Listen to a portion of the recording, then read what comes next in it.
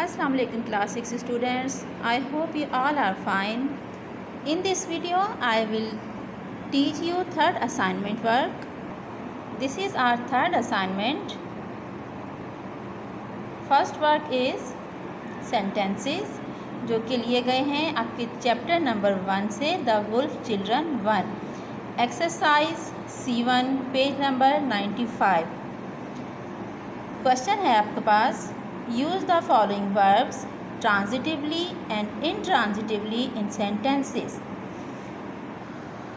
Students, सबसे पहले मैं आपको ये समझा दूं कि ट्रांजिटिव वर्ब और इनट्रांजिटिव वर्ब क्या होते हैं, उसके बाद हम सेंटेंसेस पे आएंगे. ओके, तो आपने वर्ब पढ़ा है ना यकीनन. वर्ब क्या होता है? Action word.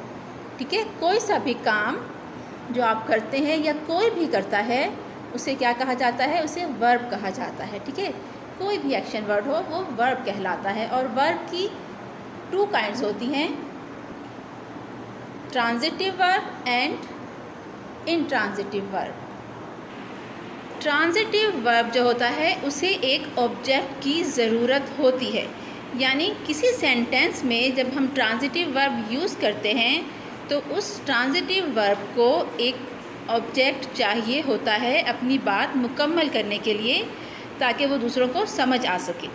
लेकिन जो इनट्रांजिटिव वर्ब होता है उसमें इस चीज़ की ज़रूरत नहीं होती है, ऑब्जेक्ट की ज़रूरत नहीं होती है. वो वैसे ही सेंटेंस कंप्लीट होता है, बात समझ में आ जाती है. इसकी मैं आपको कुछ एग्जांपल्स समझाती हूँ अभी यहाँ पर.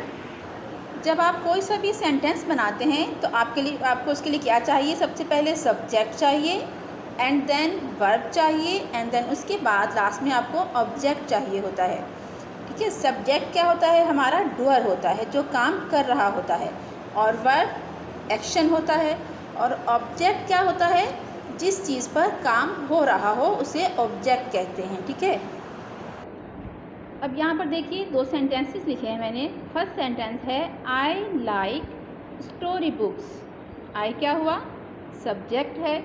और सब्जेक्ट क्या होता है? मैंने आपको लास्ट टाइम भी समझाया था कि सब्जेक्ट हमेशा या नाउन होता है या प्रोनाउन होता है. यहाँ पर आई यूज़ किया है तो आई हमारा प्रोनाउन है. ठीक है, तो आई क्या है? सब्जेक्ट हो गया. लाइक वर्ब है. और ऑब्जेक्ट क्या है हमारा? Story books. हमें क्या बात समझ में आई? आई लाइक स्टोरी बुक्स, कि मैं स्टोरी बुक्स पसंद करता हूँ. ठीक है, यहाँ पे हमारा ऑब्जेक्ट क्या है?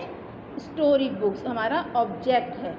अगर हम सिर्फ ये लिखते कि आई लाइक, मैं पसंद करता हूँ, तो क्या पसंद करता हूँ? कुछ बात समझ में आई? बात समझ में नहीं आई ना. तो बात को कंप्लीट करने के लिए, समझाने के लिए हमने यहाँ पर लिखा कि स्टोरी बुक्स पसंद करता हूँ. कोई लिख सकता है कि I like music, I like burger.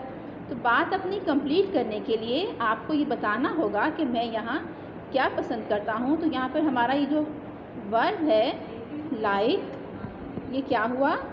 क्योंकि इसे ऑब्जेक्ट की ज़रूरत थी, इसलिए हमारा ये लाइक जो है ये ट्रांजिटिव वर्ब हुआ, क्योंकि इसे ज़रूरत है एक ऑब्जेक्ट की.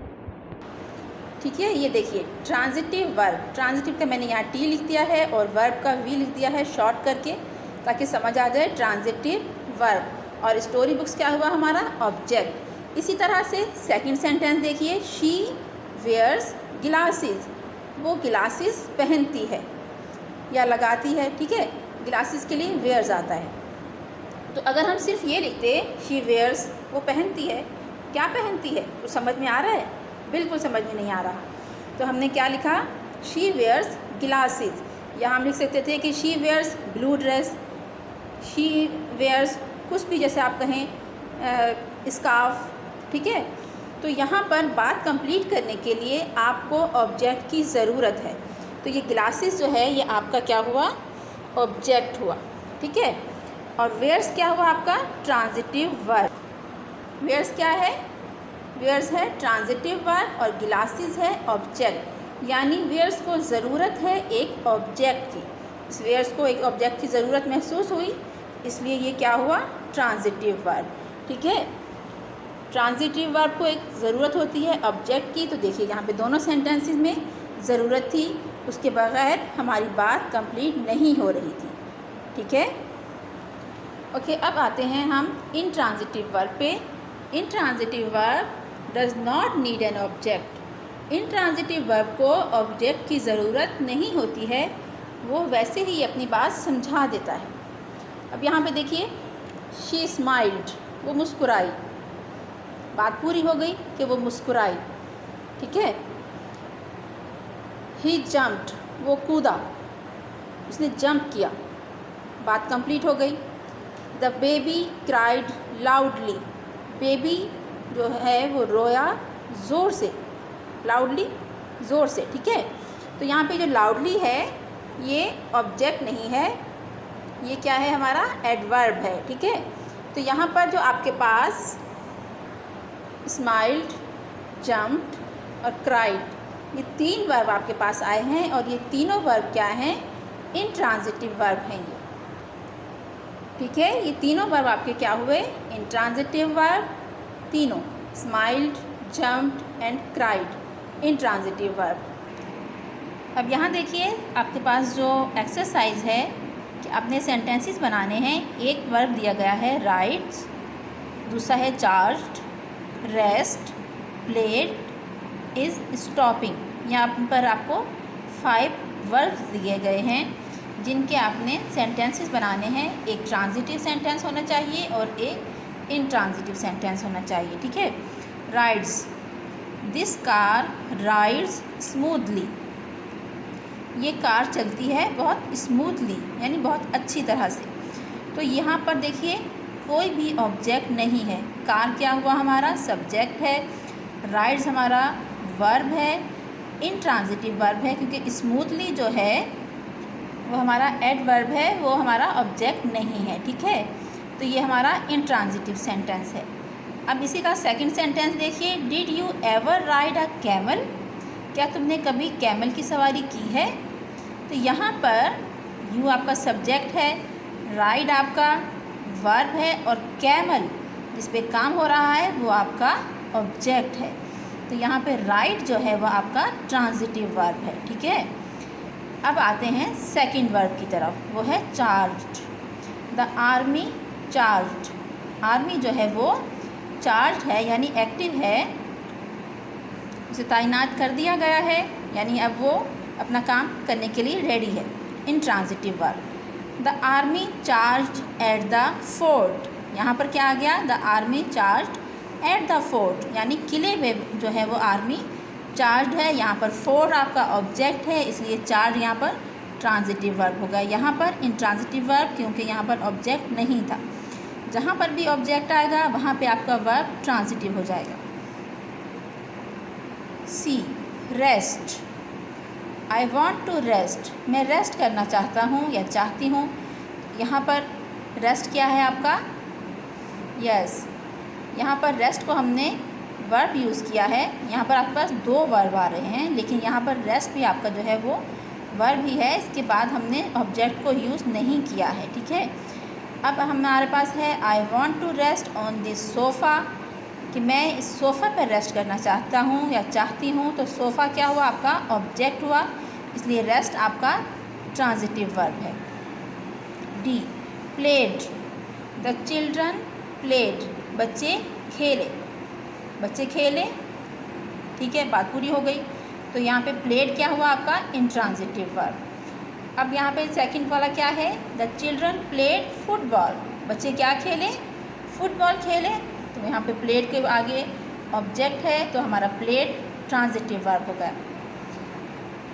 Number 5, is stopping, the car is stopping, car रुक रही है, कोई ऑब्जेक्ट नहीं है इसलिए स्टॉपिंग आपका इंट्रांजिटिव वर्ब है। Second sentence, the car is stopping at the gate, car रुक रही है गेट पे, गेट के आगे, ठीक है। तो यहाँ पे गेट आपका ऑब्जेक्ट है तो स्टॉपिंग आपका ट्रांजिटिव वर्ब हो गया। डन। सेकंड एक्सरसाइज है आपकी exercise C1 page number 96। Question is use a relative pronoun to combine these sentences. Relative pronoun को यूज़ करना है दो सेंटेंसेस को ज्वाइन करने के लिए, ठीक है। यहाँ पर आपका जो रिलेटिव प्रोनाउन है वो कंजंक्शन का पार्ट प्ले करेगा, ठीक है। अब रिलेटिव प्रोनाउन क्या होते हैं, सबसे पहले मैं आपको ये समझाती हूँ। रिलेटिव प्रोनाउंस, ठीक है। रिलेटिव प्रोनाउंस एक हमारे पास है हु, कौन या जो, ठीक है। किसके लिए यूज़ किया जाता है? यूज्ड फॉर पीपल, इंसानों के लिए यूज़ किया जाता है। जहाँ पर ह्यूमन बींग्स की बात हो रही होती है वहाँ पर हु यूज़ किया जाता है। Which used for things and animals, जहाँ पर चीज़ों की और एनिमल्स की बात हो रही हो वहाँ पर विच यूज़ किया जाता है। Whose used for possessions of people and animals, इंसानों की जो चीज़ें उनकी मिल्कियत में होती हैं और जो एनिमल्स की होती हैं उसके बारे में हम क्या यूज़ करते हैं? हुज़ यूज़ करते हैं, ठीक है।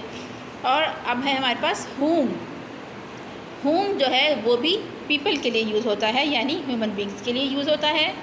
And that used for people, things and animals, ये तीनों के लिए यूज़ होता है अकॉर्डिंग टू द सेंटेंस, ठीक है। अब यहाँ पर देखिए आपके पास फर्स्ट सेंटेंस है, the bus took the children to the cinema was in the town. जब भी हम दो सेंटेंसेस को ज्वाइन करते हैं तो सबसे पहले फुल स्टॉप को ख़त्म करते हैं एंड देन जो हमारा रिपीटेड जो हमारा यहाँ पे नाउन होता है उसको हम ख़त्म कर देते हैं, जिसकी बात दोबारा से आ रही हो, ठीक है। उसकी जगह पर हम प्रोनाउन यूज़ करते हैं, relative pronoun as a conjunction use किया है हमने यहाँ पर। The bus took the children to the cinema, दोबारा से सिनेमा की बात हो रही है तो सिनेमा को हमने यहाँ से कट कर दिया और सिनेमा की जगह पर हमने क्या लिखा? Which was in the town. यहाँ पे क्या था? The cinema was in the town. तो हमने क्या किया कि बस जो थी वो बच्चों को सिनेमा लेकर गई, which was in the town, जो कि टाउन के अंदर था, ठीक है। सिनेमा को हटाकर हमने विच का यूज़ किया, क्योंकि विच अभी मैंने आपको समझाया था, विच जो है वो थिंग्स और एनिमल्स के लिए यूज़ होता है। तो सिनेमा क्या है? एक चीज़ का नाम है, एक जगह का नाम है, ठीक है। तो यहाँ पे हमने विच का इसलिए यूज़ किया है। Second sentence, this is Asif, ये आसिफ है। Asif is a good pianist, मतलब पियानो बजाने वाला, ठीक है।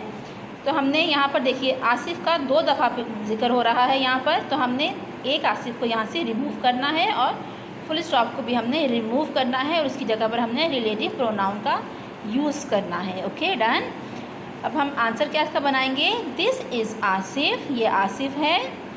Who is a good pianist, यानी कि ये एक आसिफ है जो कि एक अच्छा पियानो बजाने वाला है। यहाँ पर हमने फुल स्टॉप को रिमूव किया, आसिफ को रिमूव किया और हमने हु का यूज़ किया, क्योंकि हु जो है वो पीपल के लिए यूज़ होता है, इंसानों के लिए, ठीक है। अगेन यहाँ पर देख लीजिए क्या समझाया था मैंने आपको, हु जो है वो use for people, done. Number 3, we went to see the patient, the patient had malaria.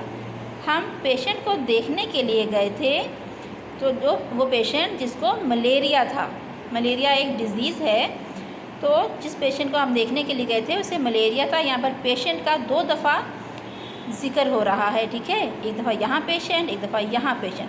तो हमने एक दफ़ा वाला पेशेंट को, सेकंड वाले को हम रिमूव कर देंगे, हमेशा सेकंड वाले को ही रिमूव कर रहे हैं, ठीक है। Full stop and then second वाला हमारा जो रिपीटेड नाउन है उसे हम रिमूव कर देंगे। कैसे करेंगे? Answer is we went to see the patient, इसको रिमूव किया, इसकी जगह पर हमने यूज़ किया हु। क्यों हु यूज़ किया? क्योंकि पेशेंट जो है वो एक इंसान था, ठीक है, जानदार था, उसके लिए हमने हु का यूज़ किया।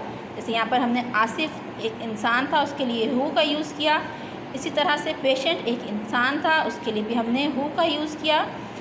We went to see the patient who had malaria, ठीक है। Sentence number 4, give me the knife, मुझे नाइफ दो। नाइफ क्या होता है? छुरी। I bought the knife yesterday, मैंने उसे ख़रीदा था कल। मुझे नाइफ़ दो, मैंने नाइफ़ कल ख़रीदा था। तो यहाँ पर रिपीट क्या हो रहा है, देखिए नाइफ़ रिपीट हो रहा है। यस, एक तो हम यहाँ से फुल स्टॉप को रिमूव करेंगे और दूसरा यहाँ से इस नाइफ़ को भी रिमूव कर देंगे। तो हमारा आंसर क्या होगा, give me the knife that.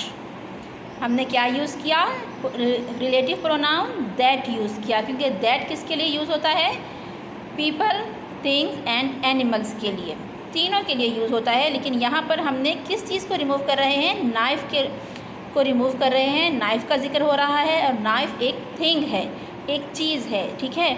That I bought yesterday, मुझे नाइफ़ दो जो मैंने कल ख़रीदा था, ठीक है। यहाँ से हमने क्या किया, नाइफ़ को रिमूव किया और हमने दैट का यूज़ किया, क्योंकि नाइफ़ एक थिंग है, बेजान चीज़, इसके लिए हमने यूज़ किया दैट। आई होप कि आपको ये सारी एक्सरसाइज समझ में आ गई होगी।